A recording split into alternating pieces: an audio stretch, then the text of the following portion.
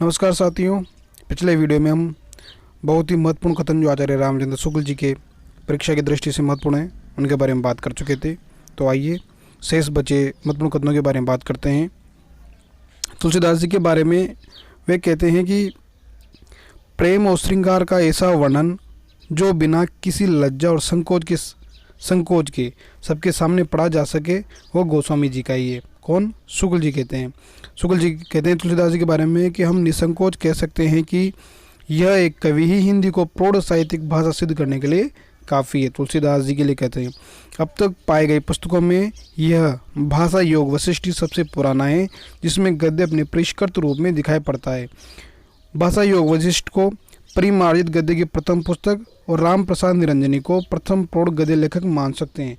तो प्रश्न पूछा जाता है कि राम प्रसाद निरंजनी को प्रथम प्रौढ़ गद्य लेखक कौन मानते हैं? तो आचार्य शुक्ल जी प्रथम प्रौढ़ गद्य लेखक मानते हैं। जिस प्रकार वे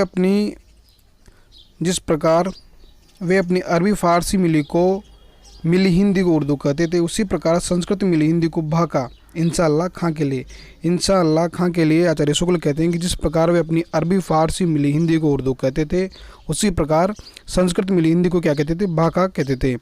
अभी हिंदी में कविता हुई कहाँ? सूर, तुलसी, बिहारी आदि ने जिसमें कविता की है वह तो भाका है, हिंदी की नहीं। कौन की किसका कथन है? बाबू अयोध्या प्रसाद खत्री का कथन है। वह कहते हैं कि अभी हिंदी में कविता ही कहाँ हुई है?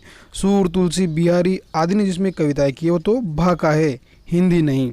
आरंभिक काल के चारों लेखकों में इंसा की जो भाषा है सबसे चटकीली, मटकीली, मुहावरेदार और चलती है। प्रश्न पूछा जाता है कि आरंभिक जो काल के जो गद्य लेखक हुए थे उनमें चारों में से सबसे चटकीली, मटकीली, मुहावरेदार भाषा किसकी थी? तो वह इंशाअल्लाह खां की थी। असली हिंदी का नमूना लेकर उस समय राजा लक्ष्मण सिंह ही आगे बढ़े थे।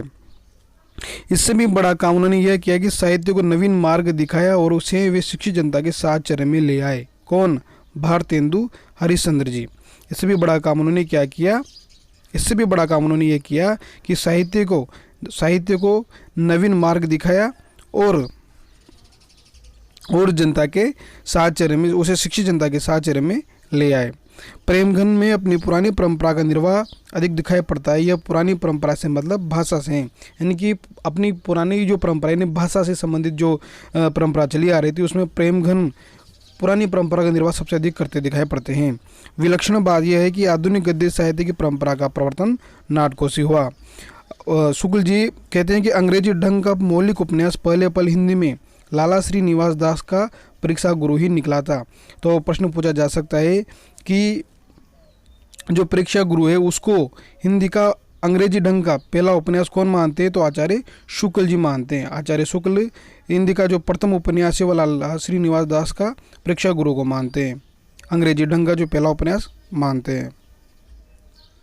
भारतेंदु हरिश्चंद्र की भाषा को हरिश्चंद्र हिंदी का है किसने? आचार्य रामचंद्र शुक्ल ने। आचार्य रामचंद्र शुक्ल ने क्या कहते हैं? आचार्य रामचंद्र शुक्ल ने भारतेंदु हरिश्चंद्र की भाषा को हरिश्चंद्र हिंदी कहा है।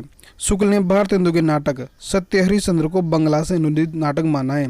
प्रश्न पूछा जाता है, बहुत ही महत्वपूर्ण प्रश्न है कि सत्य हरिश्चंद्र को नाटक मानते हैं अनुदित कौन? शुक्ल जी। वे सिद्धवाणी के अत्यंत सरल हृदय कवि थे। भारतेंदु हरिश्चंद्र के लिए कहा है। अपनी सर्वतोन्मुखी प्रतिभा के बल से एक तो और वे पद्माकर द्विजदेव की परंपरा में दिखाई पड़ते हैं, दूसरी ओर बंग देश के माइकल एवं हेमचंद्र की श्रेणी में। भारतेंदु हरिश्चंद्र के लिए कथन किसका है? शुक्ल जी का। कहते हैं कि अपनी सर्वतोन्मुख प्रतिभा के बल से एक और तो वे पद्माकर द्विजदेव की परंपरा में दिखाई पड़ते हैं, दूसरी ओर बंग देश के माइकल एवं हेमचंद्र की श्रेणी में। प्राचीन और नवीन का सुंदर सामंजस्य भारतेंदु की कला का विशेष माधुर्य है।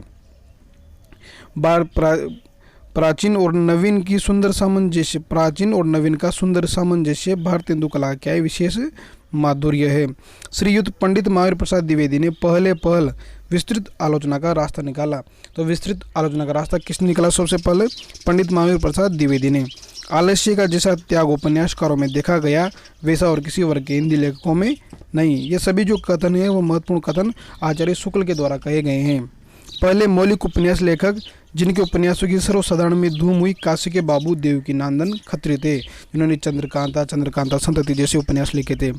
वे वास्तव में घटना प्रधान कथानक या किस्से हैं जिनमें जीवन के विविध पक्षों के चित्रण का कोई प्रयत्न नहीं, इससे ये साहित्य की कोटि में नहीं आते। देवकीनंदन खत्री के उपन्यासों के लिए कहा है, क्योंकि वो तिलस्मी जादूगरी उपन्यास लिखते थे, तो उनके लिए कहा है कि ये वास्तव में घटना प्रधान कथानक या किस्से हैं जिनमें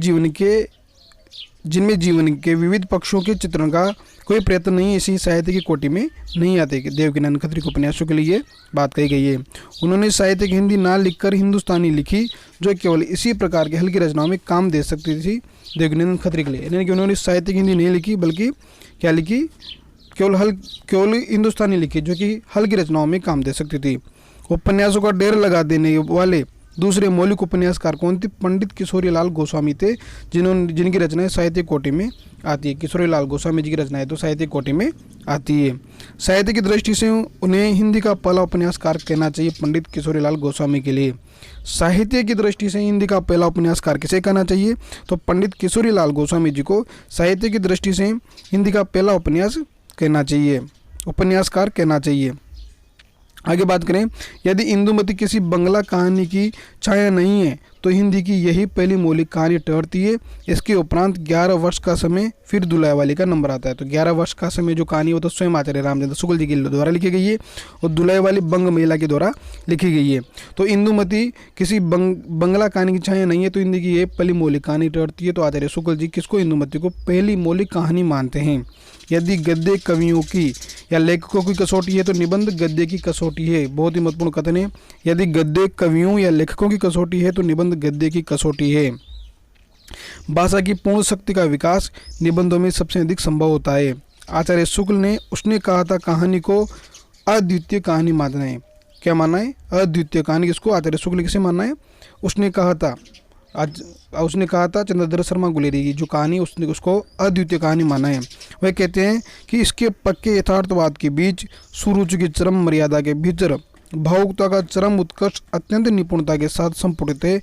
घटना इसकी ऐसी है जैसे बराबर हुआ करती है, पर उसमें भीतर से प्रेम का एक स्वर्गीय स्वरूप झांक रहा है, केवल झांक रहा है, निर्लजता के साथ पुकार या कराह नहीं रहा। उसने कहा था कहानी के लिए यह महत्वपूर्ण कथन का है, जो कि नेट के एग्जाम में भी कई बार पूछा जा चुका है।